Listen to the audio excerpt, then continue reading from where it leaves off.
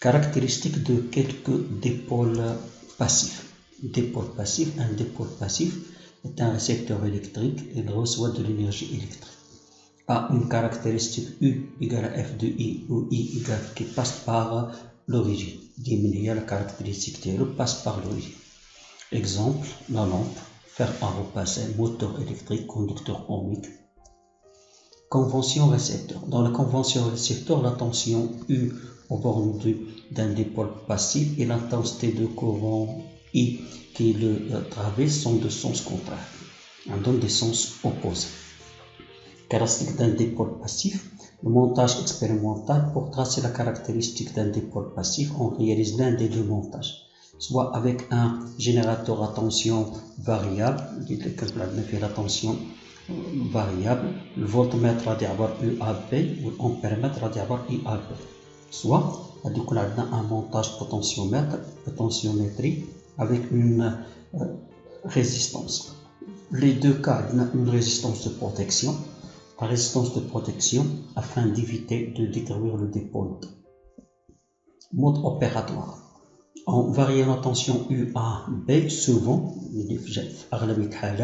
le courant IAB que le traverse varie aussi. Étudier l'effet des variations de sens de courant avec la prise en considération de la polarité des appareils de mesure en périmètre et voltmètre, soit par changer le branchement du générateur, il y a le générateur le branchement dialo, ou le branchement le dipôle D, soit par changer le branchement du dipôle. Afin d'éviter la détérioration, la destruction du dipôle D, il faut éviter de dépasser la valeur maximale de courant Imax et de tension UM. Et le courant, la tension, donne des valeurs max, Pmax est égal à Umax fois Imax. Pmax, la puissance maximale s'exprime en watts. Umax, la tension maximale supportée par le dipôle T, et Imax, l'intensité maximale supportée par le dipôle T. Caractéristiques de quelques dipôles passifs, parce que le passif, qu'on a découvert toujours par l'origine. La caractéristique d'une lampe à incandescence, la caractéristique de la lampe n'est pas linéaire, mais c'est mustaqim. Passe par l'origine, donc c'est un dipôle passif, et symétrique, donc les bords de la lampe jouent le même rôle. Le fonctionnement de la lampe est indépendant de son branchement dans un circuit électrique. داكشي علاش حنا ما عمرنا كنطرحوا على راسنا سؤال كيفاش غادي نركبوها، حنا كنركبوها صافي. علاش؟ لأنها c'est un dipôle symétrique. Caractéristique d'une diode normale. La diode normale se présente sous forme d'un petit cylindre portant un anneau d'un côté. La position de l'anneau détermine la borne de sortie du courant électrique. كاع اللي عندهم واحد l'anneau وهذاك l'anneau كيقولها منين خصو يدوز منين خصو يخرج le courant électrique. La caractéristique de la diode passe par l'origine. Le fait qu'elle passe par l'origine, alors c'est un dipôle passif, n'est pas linéaire, passe par l'origine et asymétrique. Asymétrique, donc les bornes de la diode ne jouent pas le même rôle. Donc le fonctionnement de la diode dépend de son branchement dans un circuit. إذا كان symétrique ما عندوش علاقة بالتيار، كان asymétrique عنده علاقة بالسونس ديال التيار.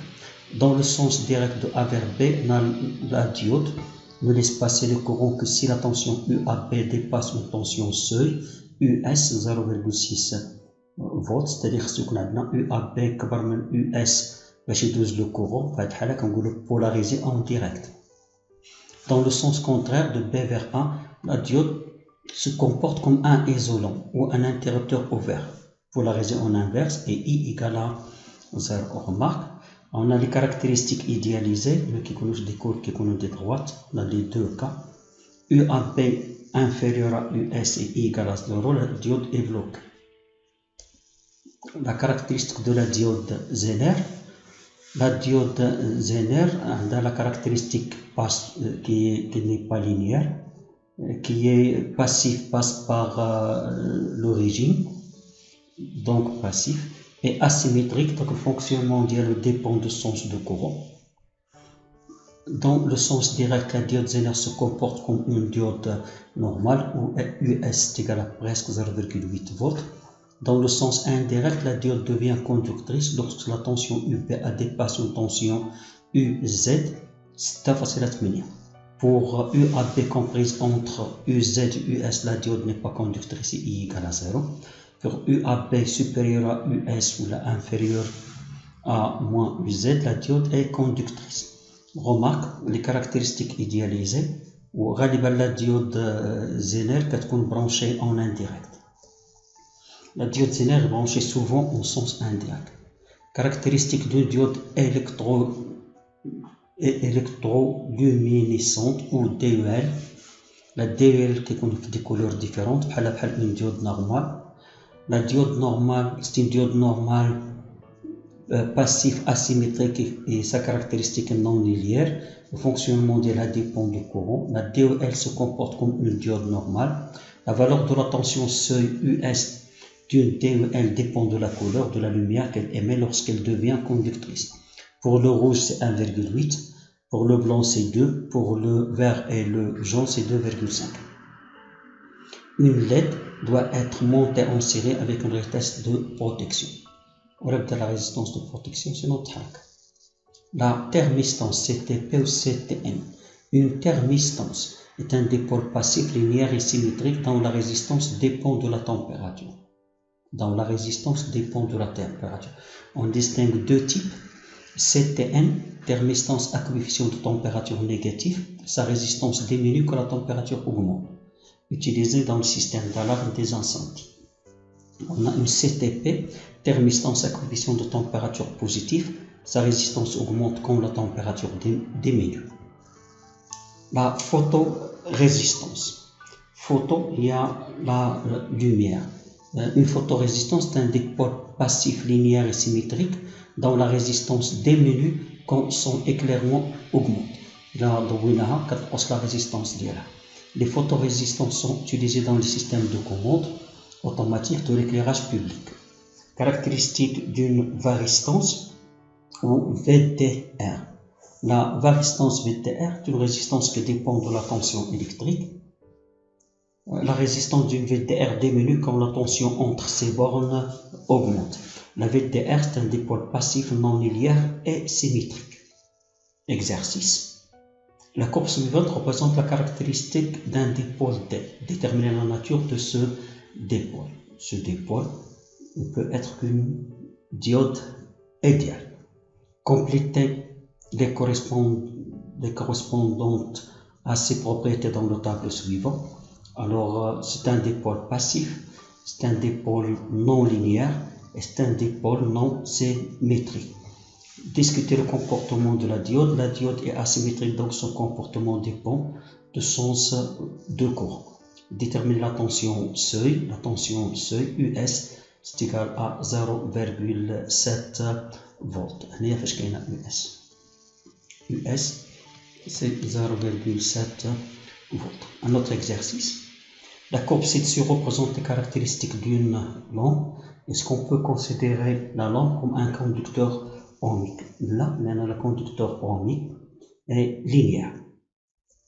Donc, n'est pas un conducteur ohmique. Calculer sa résistance en 2 points dans l'intensité de courant vaut respectivement 100 mA et 200 mA.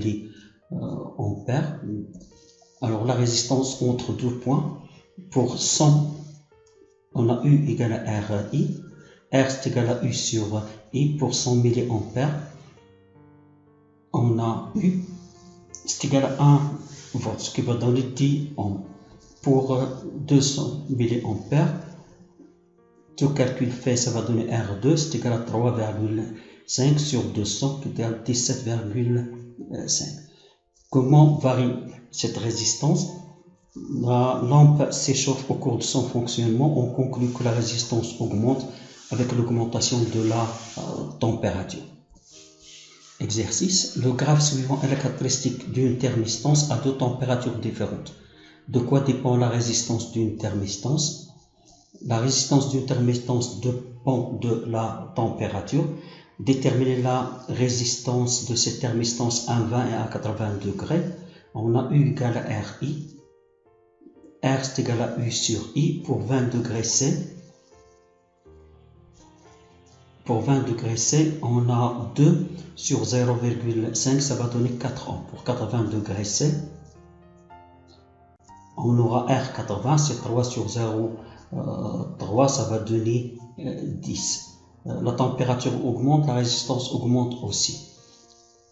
Alors, la résistance de la température augmente avec l'augmentation de la température. Donc, c'est une CTP. C'est une thermistance à coefficient de température positif. Exercice résolu. On considère le circuit suivant composé d'un générateur G de tension UAB, de deux conducteurs ohmiques de résistance R1 et R2 variables et d'une diode D dont la tension est constante US 0,6 volts. Indiquer les pôles de générateur. Les pôles du générateur, on a le pôle positif et le pôle négatif. Vu que la diode, la D précise le pôle du générateur, alors le pôle A est le positif, le pôle B est le négatif. Ou la diode ne laisse passer le courant que dans un seul sens. Automatiquement, le courant, c'est qu'on a dit le courant I. Représente les tensions UAB, UAN et UNM. Déterminer UMN, on a la loi d'additivité des tensions. Du UNM c'est égal à UAB moins UAN moins UMB. M et B, binôme en périmètre, donc le point M est identique au point B, d'où UMB égale à 0. On déduire I1, on a UNM, c'est égal à R1 fois I1, et on a déjà R1, c'est égal à 42 ohms, d'où I1, c'est égal à UNM sur R1, ça va donner 0,27 ampères. On détermine R2, on a I c'est égal à I1 plus I2, donc I2 c'est égal à I moins I1, ça va donner 0,73 ampères. Et R2 c'est égal à UNM sur I2, vu le montage en parallèle entre R1 et R2, donc R2 ça va donner 15,6 ohms. Un autre exercice, le circuit suivant est constitué d'un générateur de tension UMN continue et réglable. Deux conducteurs ohmiques de résistance R1 et R2, une diode zénère D et diode de tension zénère UZ et un ampéromètre. Quand l'interrupteur K est ouvert, l'ampéromètre indique la valeur I. Déterminer les tensions UKA, UAM, UMN. Quand l'interrupteur K est ouvert, les tensions UKA c'est égal à UZ c'est égal à 6 volts, vu le montage étant parallèle. UAB c'est égal à R1 fois I, ça va donner 50 fois 0,2 c'est 10 volts. UMN c'est égal à UKB, c'est égal à UKA plus UAB. Ça va donner, tout calcul fait, à 16 volts. Quand l'interrupteur K est fermé, donc périmètre indique la valeur I' est égale à 0,15 ampères. Montrer que la diode n'est pas bloquée. La diode n'est pas bloquée vu que le courant est non nul. Il y a un passage de courant qui bloqué. Quand il égal à 0, calculer Z passant par respectivement dans D et dans le conducteur ohmique de résistance R2, UKA c'est égal à R2I. UAK R2I2, donc I2 c'est égal à UAK sur R2 c'est égal à 6,01 ampères. I' c'est égal à IZ plus I2, IZ c'est égal à I' moins I2, ça va donner 0,15 moins 0,1 c'est 0,05 ampères. Calculer UMN, on a UAB c'est égal à R1 fois I', 50 fois 0,15 c'est égal à 7,5 volts. Alors UMN c'est égal à UKA plus UAB, 7,5 plus 6 c'est 13,6 volts.